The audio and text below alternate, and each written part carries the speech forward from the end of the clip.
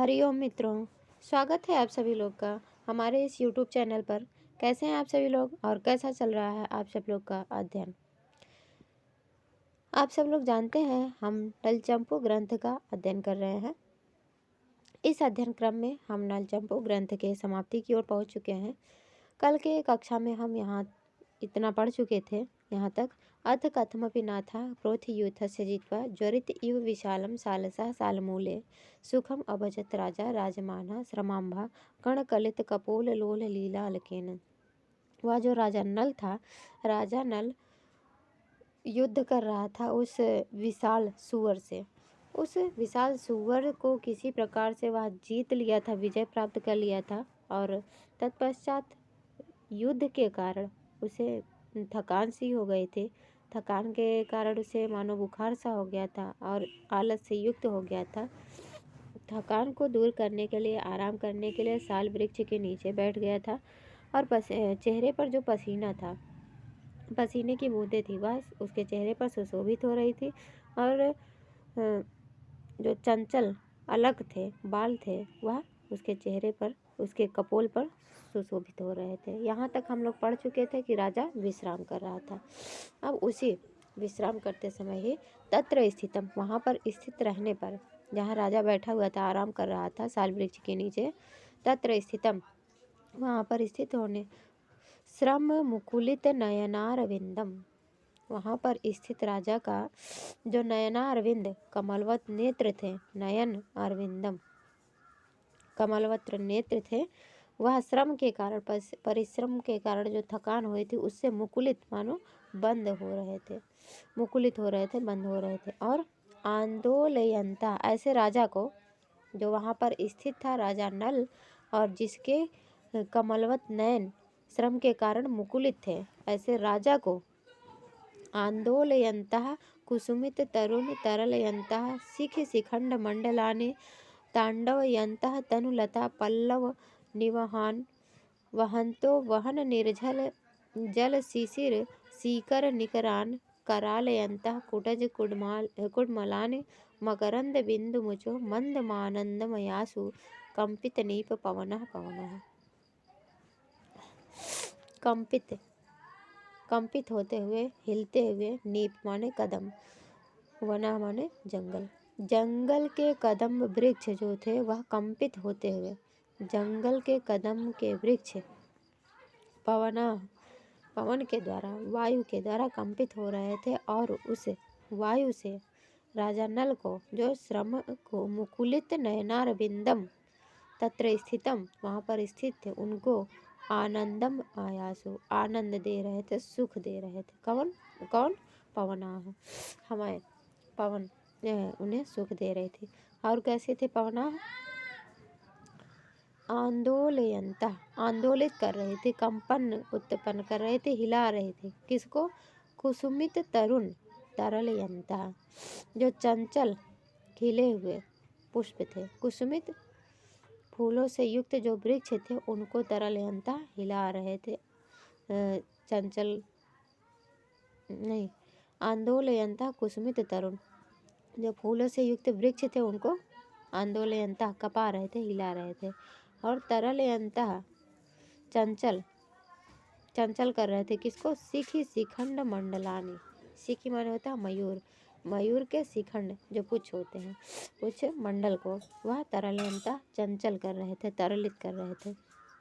तांडवयन, तांडवयंता, तांडव नचा रहे थे। किसको? तनु लता पल्लव निवहन, जो पतली पतली, तन माने पतली पतली, लता थे, जो पल्लव थे, उनको मानो नचा रहे थे। कौन? पवना, हवाएं। वहंतः, वहन निर्झर जल शिशिर सीकर निकरान, वहन बहते हुए, निर्झर माने झरने के, बहते हुए झरने से, झरने के जल जो शिशिर थे, शीतल, शिकर निकरान, कण के समूहों को, बहते हुए झरने के शीतल जल कणों को वह वहंता बहा रहा था। कौन? हवाएं, पवन बहा रहे थे उसको। और करालयंता कुटज, कुटज कुडमलाने, कुटज एक पुष्प होता है, कुटज के कुडमल कहते हैं कली को, कुटज के कलियों को वह करालयंता विकसित कर रहे थे। और मकरंद बिंदु मुचो, मकरंद माने पराग, पराग बिंदु को छोड़ रहे थे। मंदम धीरे धीरे छोड़ते हुए, आनंदम आयासु आनंद का अनुभव दे रहे थे। कंपित हिलते हुए, नीप कदम्ब के जो वृक्ष होते हैं उनसे निकलने वाली हवाएं। यहाँ तक देख चुके हैं। इसके आगे देखेंगे।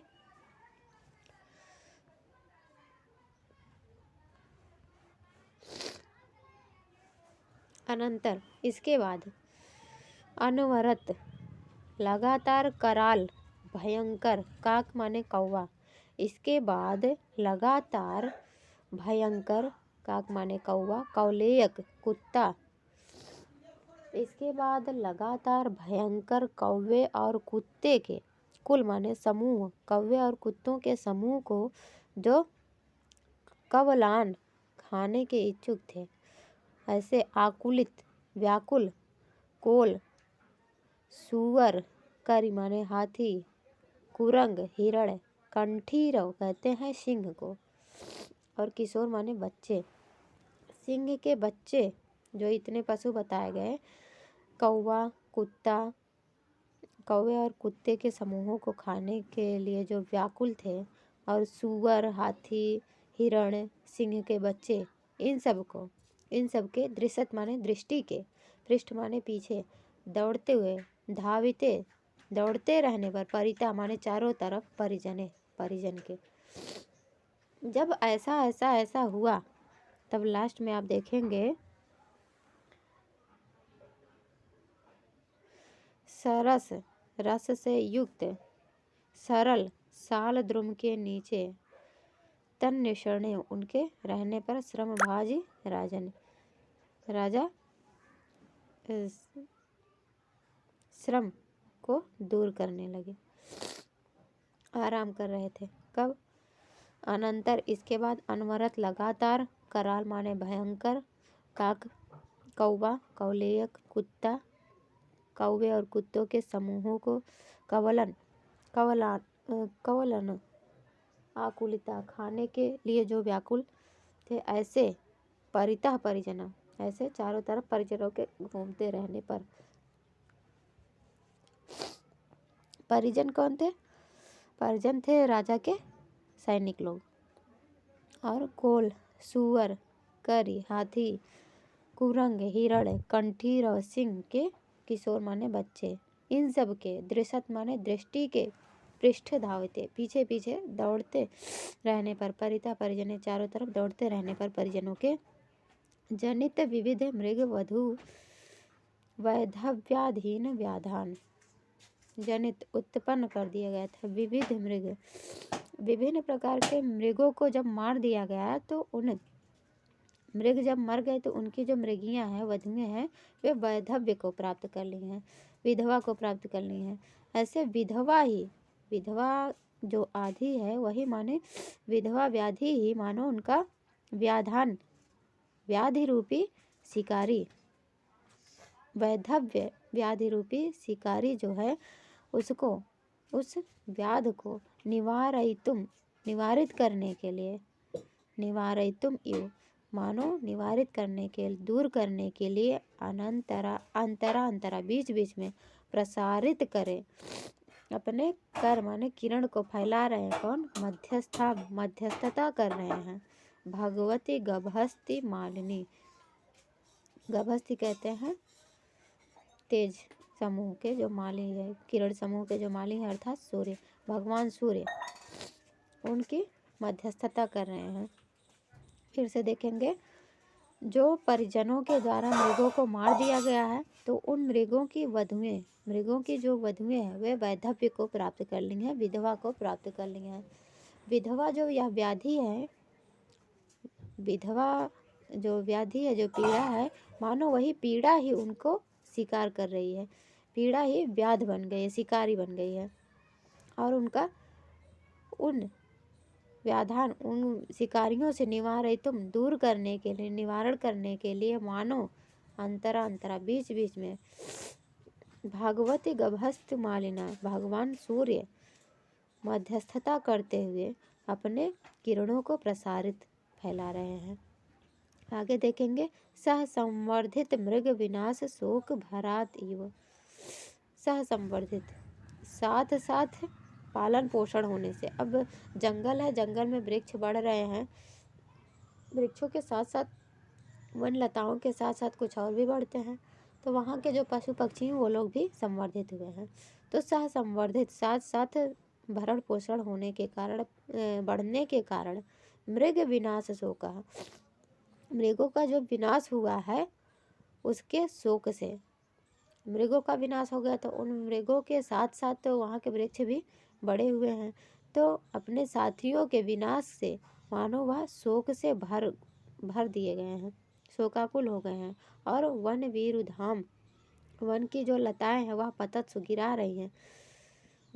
क्या गिरा रही हैं? वाष्पेषु इव, मानो वाष्प, आंसू गिरा रहे हैं। किसके द्वारा? पुष्प लोचनेभ्यो, पुष्प रूपी लोचन से।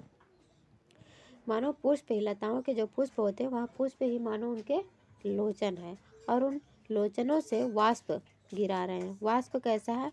मध्याह्न उष्ण विलीन मकरंद बिंदुषु, मध्याह्न दोपहर में, दोपहर की गर्मी से पराग के बिंदु निकलते हैं। जो फूलों से पराग का बिंदु निकल रहा है मानो वह वाष्प निकल रहा है। पुष्प रूपी लोचन वाष्प निकाल रहे हैं। क्यों? क्योंकि मृगों का विनाश हो गया है, इसलिए उनको शोक है, दुख है। और उनको क्यों शोक है? क्योंकि वह साथ साथ पले हैं, बड़े हुए हैं, इसलिए उनके विनाश से शोक से भरे, विनाश के कारण शोक से भर गए हैं। और पुष्प रूपी नेत्रों के द्वारा वह पराग रूपी आंसुओं को छोड़ रहे हैं, बहा रहे हैं। आगे देखेंगे, श्रूयमाणेषु वन देवताम वचन विमर्दोपालंभनेषु इव तरुखंडोड्डीन उड्डीन विविध विहंग विरतेषु। वन देवता, वन के जो देवी देवता लोग हैं वह वन विमर्द पालंब, वन का विमर्दन हो रहा था, वन का तहस नहस हो रहा था। मानो तरुखंड उड्डीन, तरु वृक्ष के शिखरों से जो उड़े हुए विविध प्रकार के विहंग हैं, पक्षी हैं, उनके रुदन को मानो वह उलाहना दे रहे थे, विमर्दन का उलाहना दे रहे थे।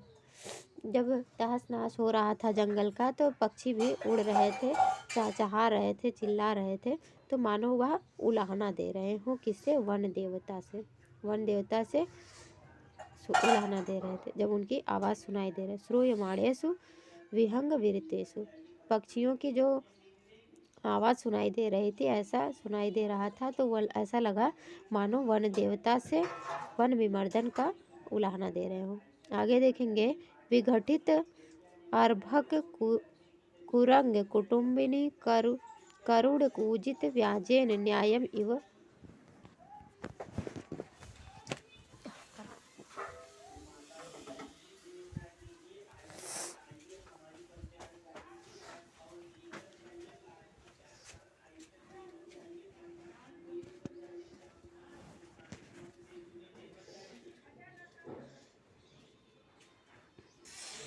हरिओम।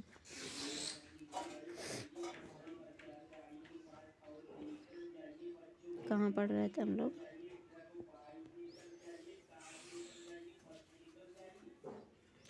विघटित अर्भक कुरंग कुटुम्बिनी करुण कूजित व्याजेन न्यायम इव। विघटित माने वियोग हो गए थे, अलग हो गए थे।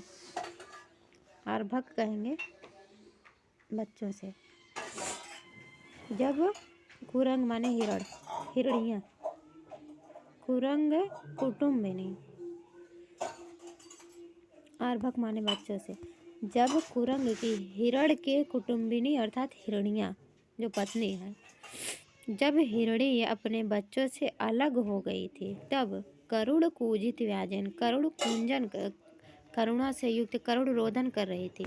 तो उस करुण रोदन के व्याजन बहाने से मानो न्यायम इव, अन्यायम इव, मानो यह अन्याय है। रोदन से वह मानो बता रही थी कि यह एक अन्याय है। और पूत कुर्वतीषु वनराजेषु, वनराज से, राजा से यह अन्याय की उलाहना दे रही थी। कौन? जो कुरंग की कुटुंबिनी अर्थात पत्नियां थी, हिरणियां थी। अपने बच्चों से जब वह अलग हो गई, वियोग हो गया, तो वह उनका जो करुण रुदन था, उस करुण रुदन के द्वारा मानो वह वनराज से अन्याय की गुहार कर रही थी, न्याय उन्हें दिलाए।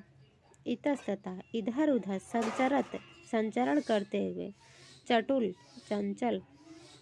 चटुलतर अत्यधिक चंचल तुंग खुर, घोड़े के खुर से शिखर माने ऊंचाई पर शिखोत खात उठाए गए। अधा रड़ी मंडले, धरड़ी मंडल, उत्खात धरड़ी मंडलात, पृथ्वी मंडल से उठाए गए थे। और वन विनाश वार्ताम, मानो वन विनाश की वार्ता को, वन के विनाश की बात को बताने के लिए गगन चरेभ्या, पक्षियों को, गगन में चरने वाले जो पक्षी हैं उनसे, कथयितुम एवं, मानो उनसे कहने के लिए, उत्पतिते अंबर तल की ओर उड़े। और जब उड़े तो वह अकृत परित्राणे, उनकी रक्षा नहीं कर पाए, अकृत परित्राणे, रक्षा नहीं कर पाए। और मूर्छित एवं, मानो मूर्छित की तरह पुनः पुनः पतति भूमि, फिर बार बार धरती पर गिर रहे हैं। अब यहाँ पर देखेंगे तो घोड़े भी साथ लेकर के आए थे राजा नल। तो उन घोड़ों के खुर से जो धूल उड़ रही थी पृथ्वी तल से, वह धूल अंबर तल पर आकाश की ओर जा रहा था, ऊपर उड़ रहा था।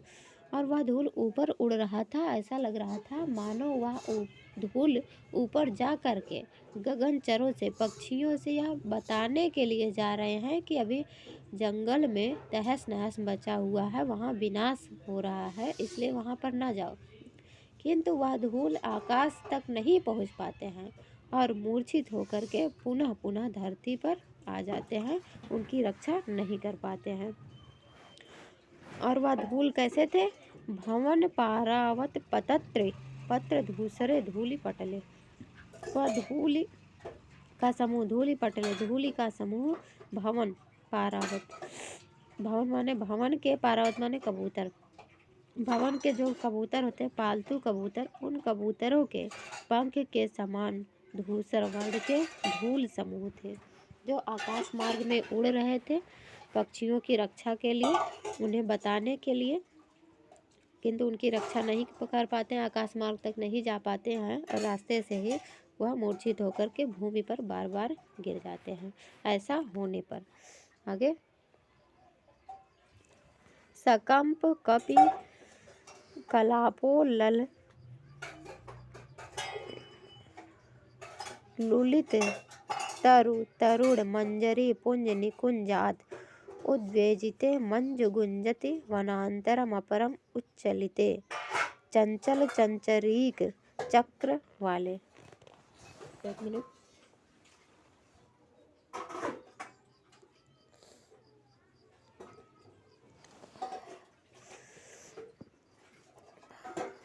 सकंप, कांपते हुए, उछलते हुए, कपि कलाप, कपि माने बंदर, बंदरों का जो क्रियाकलाप था, कपि कलाप, उन उछलते हुए बंदरों के क्रियाकलाप से उल्ललन सुशोभित हुआ, लुलित तरु, शोभायमान वृक्ष के तरुण मंजरी, जो नए नए मंजरियां निकली थी, वह पुंज निकुंजात, वह उन मंजरियों के समूह, निकुंज माने रौंद दिए गए, मसल दिए गए, और उससे उद्वेजिते, उद्विग्न हुए, मंजु गुंजति, भौरे गूंजने लगे, और वनांतरम, दूसरे वन को, उपरम उच्चलिते, उपरमण करने, मानो वह दूसरे वन की ओर चलने लगे। चंच चंचल चंचरीक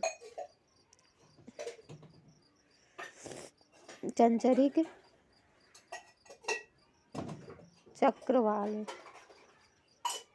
चंचल चंचरीक चंक्रमण क्रमेण। चंचल भौरे और चक्रवाक पक्षी चंचल चंक्रमण।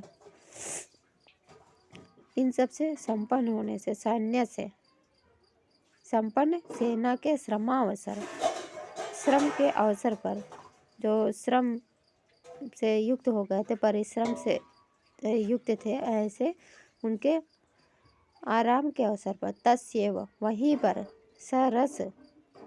रस से युक्त सरल साल वृक्ष के नीचे, तन्निषणे उनके बैठ जाने पर, श्रमभाजी राजा के विश्राम करने पर, राजा विश्राम किए उनके ऐसा विश्राम करने पर। आगे देखेंगे। तभी वह विश्राम कर रहे थे जब ऐसा हो रहा था, उनकी सेनाएं चारों तरफ घूम रही थी। राजा के विश्राम करते रहने पर एक पथिक का आगमन होता है। पथिक क्या कहता है? अकस्मात कुतोपि, कहीं से अचानक ही आ जाता है वह। वल्लिवल्क पिनद्ध धूसर शिराः स्कन्धे दधत दण्डकम् ग्रीवालम्बित मृन्मणिः परिकुथत् कौपीनवासः कृशः एकः कोऽपि पटच्चरं चरणयोर्बद्ध्वा श्रान्तवान् आयातः क्रमुत्त्वचा विरचितां भिक्षापुटीम् उद्वहन्। अध्वगः आयातः, अध्वग कहते हैं पथिक को, भिक्षापुटीम् अध्वहन्, भिक्षा मांगने का जो पात्र होता है उसको, उद्वहन माने लिए हुए, भिक्षा का पात्र लिए हुए कोई पथिक आया था माने आया। देखेंगे। वल्ली वल्क पिनद्ध धूसर सिरा, धूसरित सिर वाला, बाल वाला, सिर में जो बाल है उसको कहेंगे सिरा। वह पथिक बहुत दूर से आ गया तो उसके बाल गंदे हो गए होंगे इसलिए धूसरित है, अथवा उसके बाल सफ़ेद होंगे तो उसको भी धूसर कहेंगे। धूसर सिरा है, जो उसकी धूसर सफ़ेद बाल है उनको पिनद्धा माने बांधा हुआ, किससे? वल्ली वल्क, वल्ली माने लता, लताओं के जो वल्क होते हैं, लताओं के वल्कल से अपने सिर को बांधे हुए हैं, पगड़ी बांधा हुआ है वल्कल से। और स्कंधे दधत दंडकम, स्कंध पर, कंधे पर एक डंडे को धारण किया हुआ है। ग्रीवा लंबित मृन्मणि, ग्रीवा पर, गले में एक मिट्टी की मणि को लटकाए हुए हैं। परिकुथत कौपीन वासः कृशः, वह कौपीन का वस्त्र धारण किया हुआ, कृशः माने वह बहुत दुर्बल है। और एकः कोपी पटच्चरम, एक कोई पटु, चरम चरणयोर्बद्धम्, दोनों चरणों में बांधा हुआ है। बहुत पुराना वस्त्र दोनों चरणों में बांधा हुआ है। अध्वगा, वह पथिक, श्रांतवान, थका हुआ था, जो आया था माने आया। क्रमुक त्वचा, क्रमुक कहते हैं सुपारी, सुपारी की खाल से जिसे बनाया गया, विरचिता बनाए गए, भिक्षापुटी उद्वहन, भिक्षापुटी को लिया हुआ था। ऐसा वह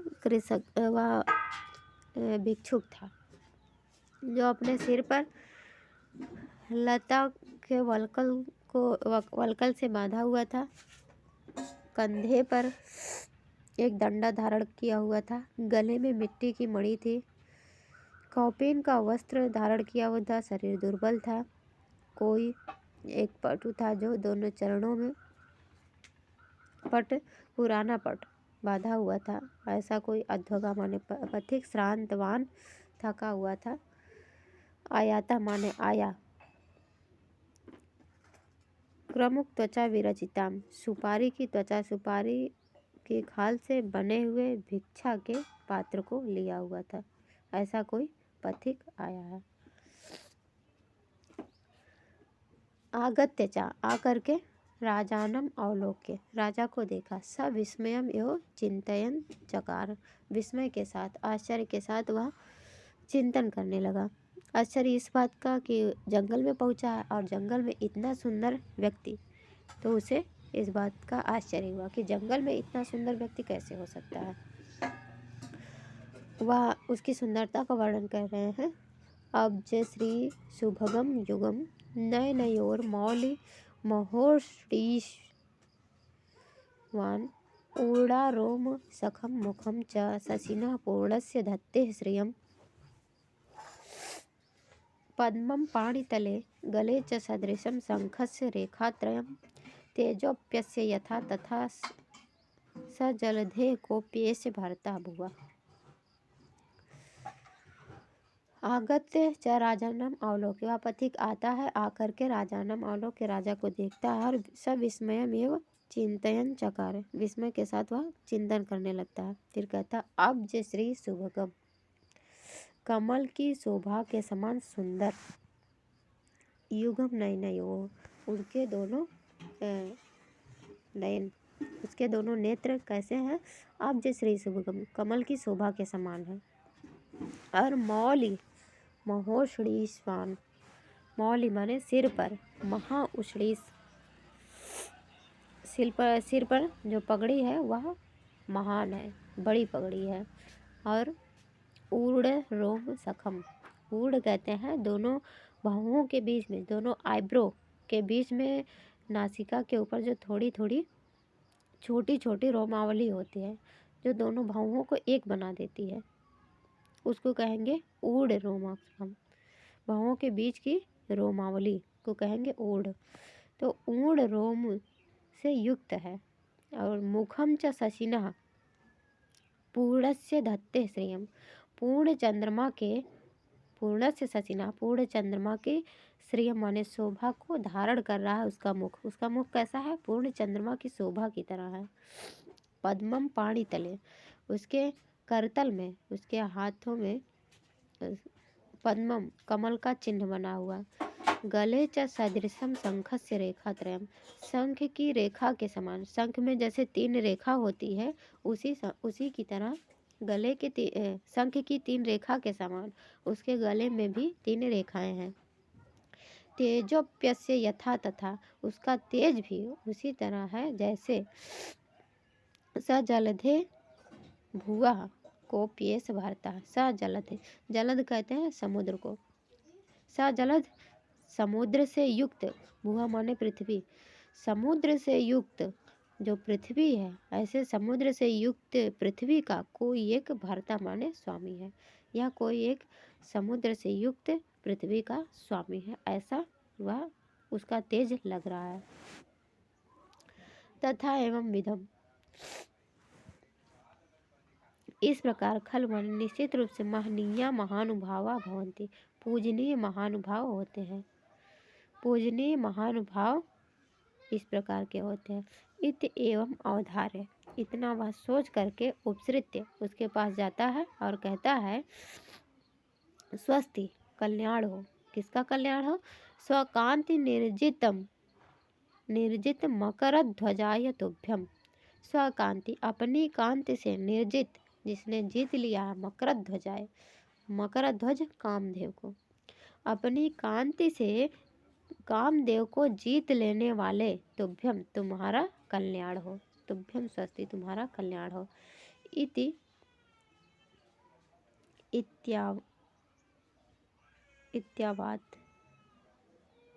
इत्यावदत, इस प्रकार वह बोला। आगे देखेंगे, ये इम्पोर्टेंट है। महनीय महानुभावा भवन्ति, पूजनीय महानुभाव होते हैं, इस प्रकार के पूजनीय महानुभाव होते हैं। आगे देखेंगे, राज्ञा कुतूहलम, राजा को कौतूहल होता है। राजा भी सा विस्मय माना, आश्चर्य से युक्त, विस्मित होकर के, मनाग उन्नमित मस्तक, मनाक माने इस थोड़ा सा उन्नमित, उठा करके, मस्तका माने मस्तक को, राजा बैठा हुआ था, वह जो आया है जो इनको कल्याण का आशीर्वाद दे रहा है वह खड़ा था, तो अपने मस्तक को थोड़ा सा उसकी तरफ देखते हुए मस्तक को थोड़ा सा उठाया ऊपर की तरफ और कहा, स्वागतम, आपका स्वागत है। प्रश्नेनाभिनंद्य, प्रश्न भी पूछता है, प्रश्न के द्वारा उसका अभिनंदन करता है। और तीर्थयात्रिका, हे तीर्थयात्रिक, कुतः माने कहाँ से, प्रष्टव्य से आप पूछने योग्य हैं, क्वाचा और कहाँ से आ रहे हैं, कुतः माने कैसे, क्वा माने कहाँ से, कियत या अद्यापि अभी आज कितना, गंतव्यम चलना बाकी है। उनका स्वागत करता है, भिक्षुक का, पथिक का स्वागत करते हैं, अभिनंदन करते हैं, फिर उनसे प्रश्न पूछते हैं, आप पूछने के योग्य, पूछने योग्य हैं, आप कहाँ से आ रहे हैं, कहाँ जा रहे हैं, अभी कितना चलना है। उपविश बैठिए, विश्रम्य विश्राम कर लीजिए, कथय माने कहिए, कांचित कुछ, अपूर्व किम वदंतिम अपूर्व कोई ऐसी बात कहिए, कोई ऐसी कहानी कहिए जो अपूर्व हो, जिसको मैंने पहले नहीं जाना, नहीं देखा है। अनेक देशात दृश्वान, आप तो जगह जगह भ्रमण करते हैं तो अनेक देश को भी देखे होंगे। अनेक देशात दृश्वान, अनेक देश को देखने वाले, किला आश्चर्यदर्शिनो भवन्ति थी, निश्चित रूप से आश्चर्यदर्शिना भवन्ति थी, आश्चर्यदर्शी होते, आश्चर्य को देखने वाले होते हैं।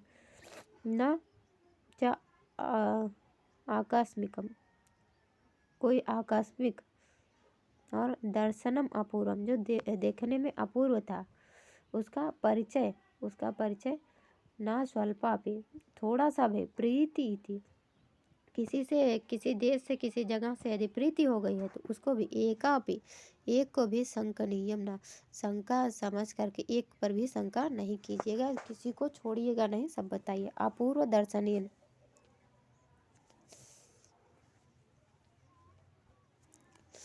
अपूर्व दर्शन में भी ना जात्या मणया स्वच्छता अपनुते, जिसको पहले नहीं देखा गया है वह अपूर्व दर्शन होता है। जैसे जो मणि होती है वह मणि स्वच्छता अपनुते न जात्या, मणि अपनी स्वच्छता को छोड़ता नहीं है वह, और उस मणि की स्वच्छता को आप पहले नहीं देखे रहते हैं, इसलिए वह अपूर्व है।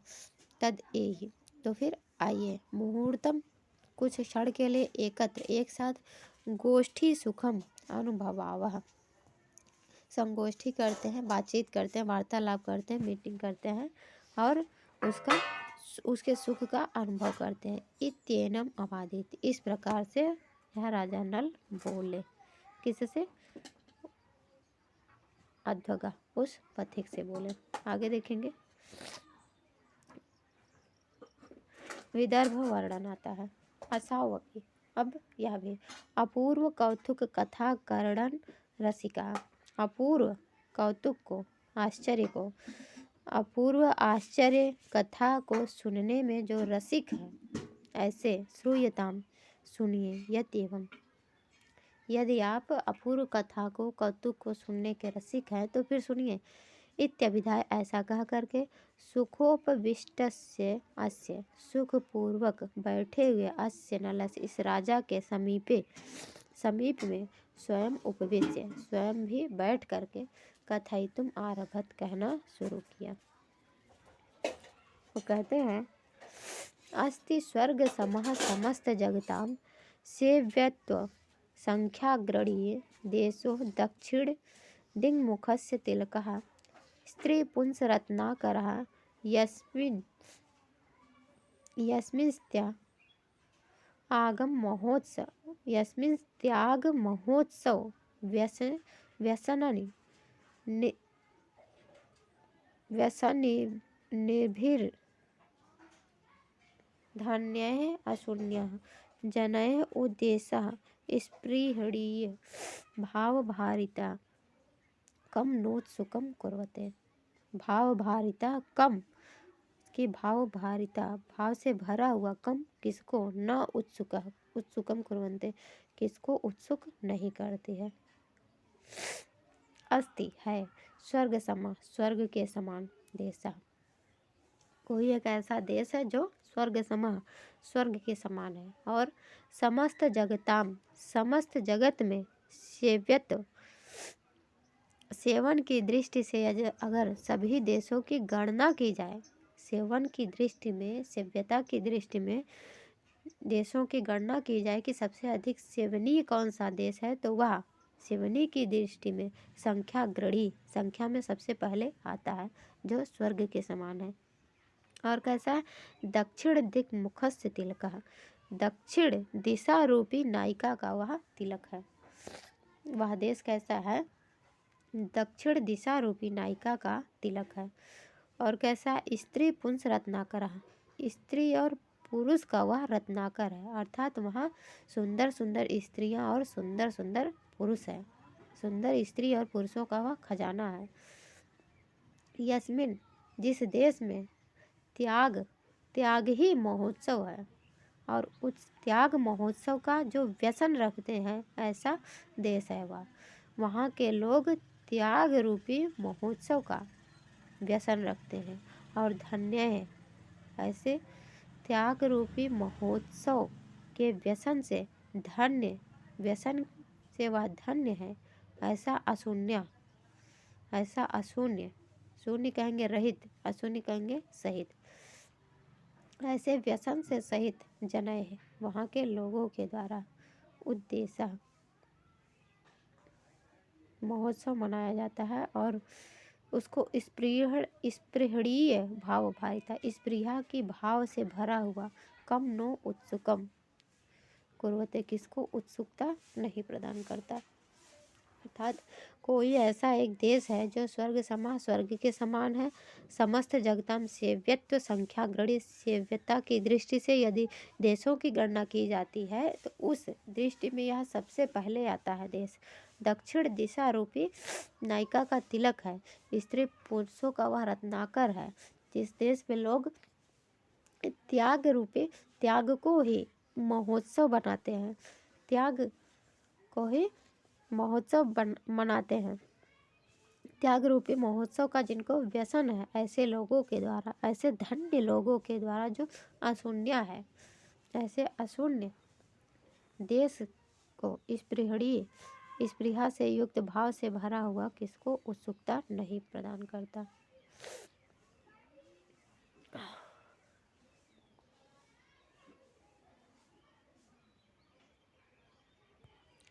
यहाँ एक और देख लेते हैं गद्यांश, इसके बाद अगली कक्षा में देखेंगे इसके आगे का भाग।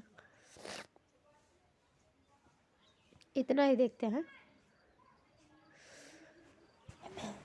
तबीयत ठीक नहीं लग रही, आवाज़ ठीक से नहीं आ रही है, सर्दी हुआ है, जुकाम। तो फिर इसके आगे हम अगली कक्षा में देखेंगे।